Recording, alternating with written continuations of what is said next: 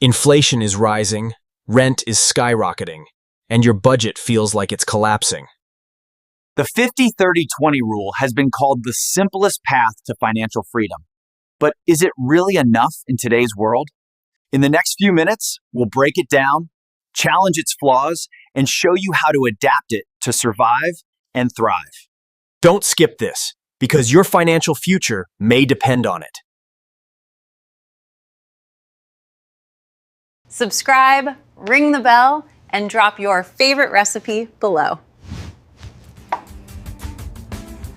Have you ever had that specific sinking feeling, usually like right after payday, where you just know your money's already gone? Oh, yeah. Pre-spent, earmarked. Exactly. And you look at your balance and you have absolutely no idea where it actually went or, how to stop it from happening again next month.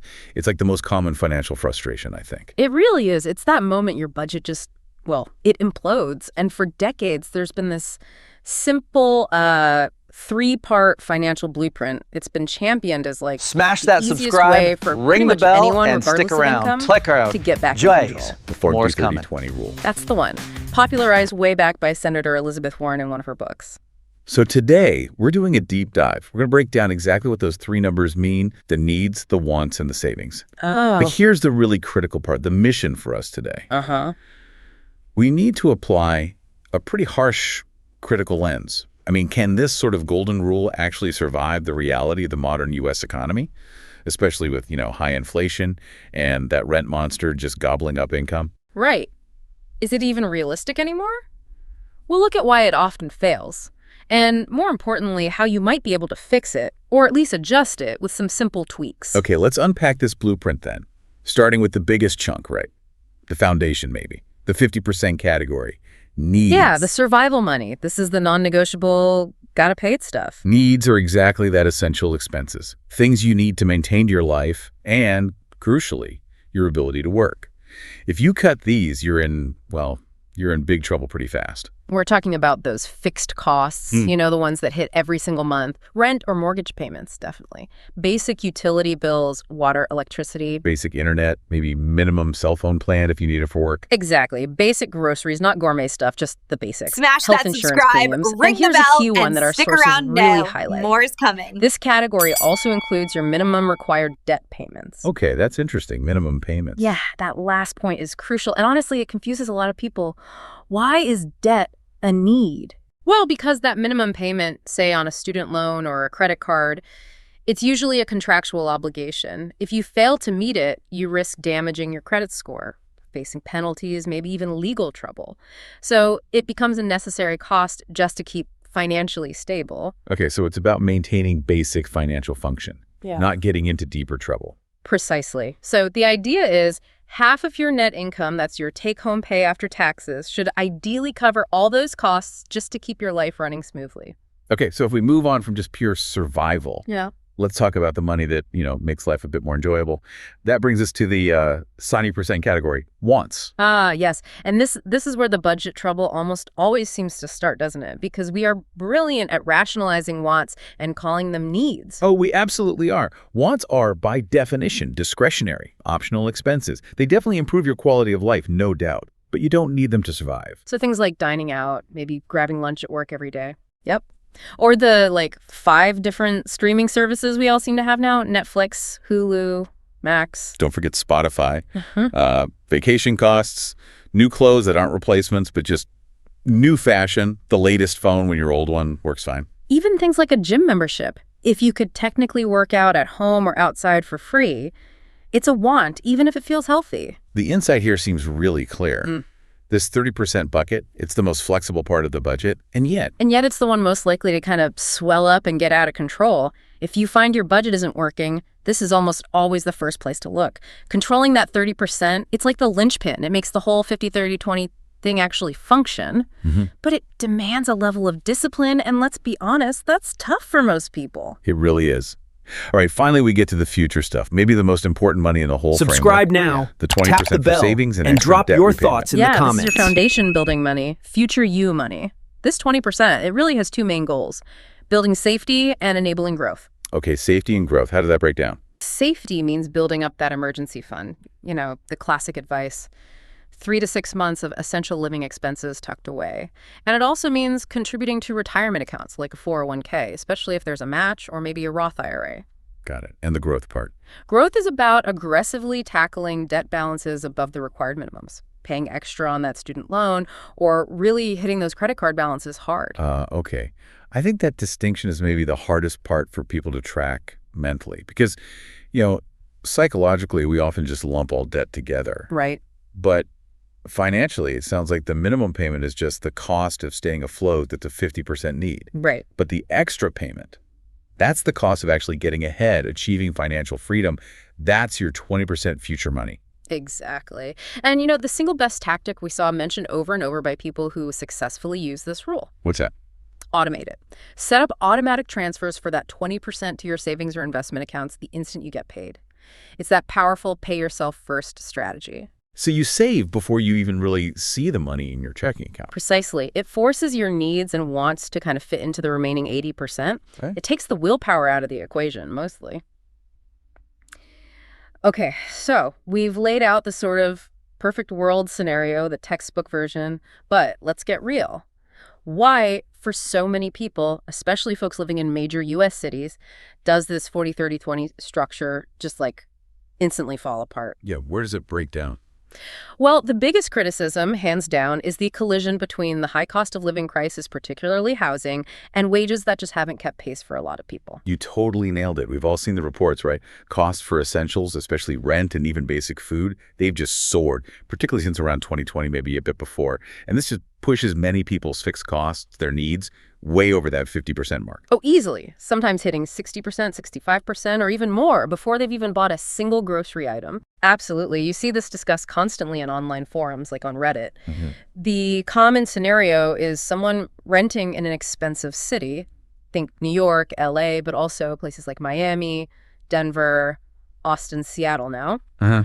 And they find that rent alone is eating up 49% to maybe even 70% of their take-home pay. 70%. Yeah. So if your housing takes 60%, let's say, you literally have zero space left in that needs category for food, utilities, insurance, or those minimum debt payments we just talked about. Yeah. The math just doesn't work. The rule simply doesn't compute in that situation. And, okay, even if you're lucky enough not to live in one of those super high cost of living areas, the rule often gets derailed by something else. Yeah. Something more internal. We could call it the needs versus wants identity crisis. Yes, the internal battle. Right. This seems to be the #1 psychological trap, mislabeling stuff that's really discretionary spending, a want, as something essential, a need. We are masters of telling ourselves stories about our spending, aren't we? Okay, a reliable car to get to work, that's probably a need for most Americans. But an expensive, brand new luxury SUV with an $800 a month payment, that drains your budget. That's pretty undeniably a want. Or, buying clothes is a need at some basic level. No. But always buying high-end branded designer clothing, probably a want. Definitely. That daily $7 latte. Or eating lunch out every single day. That can add up to literally hundreds of dollars a month. That's almost always a want, not actual survival. Yeah, I think everyone struggles with that debate, that internal negotiation. Is this new phone really essential for my productivity? Or do I just want the cool new gadget? Right. The most common advice we saw for tackling this psychological game sounds simple, but maybe it's effective. Just sit down. Actually write out all your monthly expenses, everything you spend money on, and then force yourself to mark each one. N for need, W for want. Be brutally honest. Exactly. If you can technically live without it, even if it's inconvenient or less fun, it's a want, period. And beyond the psychology, we also got to address the rule's kind of inherent rigidity, specifically around debt priority and income disparity. Should you always stick to that 20% savings rule, even if it feels wrong in your specific situation? That's a good question. Our sources seem to suggest not always, especially if you're dealing with what you might call toxic, high-interest debt. Credit cards are a classic example. Exactly right. If you've got credit card balances with interest rates at 20%, 25%, or even higher, prioritizing paying that down super aggressively is often the smartest financial move you can make. Better than putting that money into savings earning maybe 1%. Oh, much better.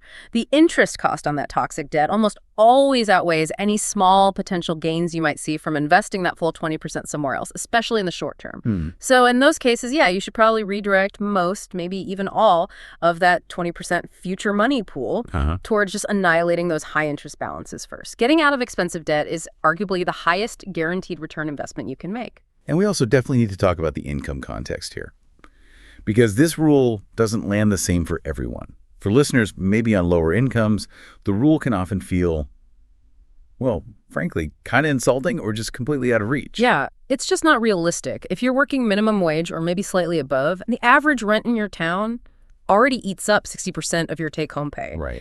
The idea of somehow saving 20% on top of that, it's just not feasible. For those folks, it's less about 50-30-20 and more about pure survival budgeting, just making ends meet and figuring out ways to increase income, side hustles, job training, whatever it takes. Yeah, the formula doesn't help if the numbers literally don't add up. Exactly.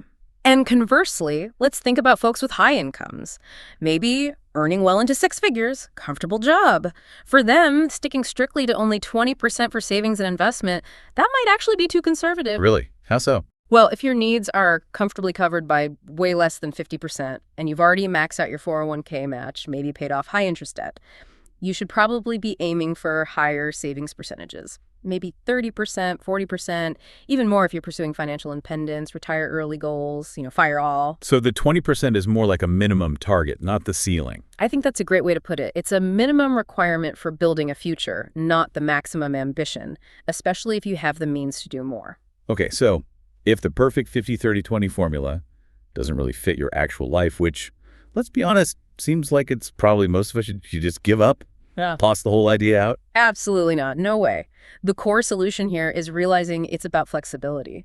Use the rule as a powerful, simple framework, a starting point, not some rigid, unbreakable law you beat yourself up over. So think of it more like adjustable guidelines. Exactly. If your situation, maybe living in that expensive city or having huge student loan payments, means your needs just naturally push past 50%, you don't just quit. You have to consciously and maybe temporarily adjust the ratio. We kind of like calling this using presets. Okay, presets. I like that. So what would those look like if 50-30-20 is too tight? Well, you might shift to a ratio like 6-20-20. Or maybe even 6-5-20 time in really tough situations. So you're allowing these go up to 60 or 65%. Right, acknowledging reality. But the crucial trade-off is you have to make a really dramatic, conscious commitment to slash your wants budget way down to 20% or even just 15% of your income. Ouch. That's a big cut to the fun money. It is. That 6-0-20-20 model, that's often the realistic survival mode budget for renters in those pricey metro areas. You're basically sacrificing a lot of the fun today for stability tomorrow. Makes sense. And what about the other end for people who want to save more? Yeah, the flip side. If you're aggressively attacking debt or really prioritizing saving for a down payment or aiming for that early retirement, you might aim for ratios like 5-20-30, boosting savings. Or even go super aggressive with something like 4-20-40 if your income and expenses allow. Wow, 40% savings. Yeah, dramatically increasing that savings percentage. The key is figuring out which preset, which ratio actually applies to your life right now, not comparing yourself to some ideal or someone else's situation.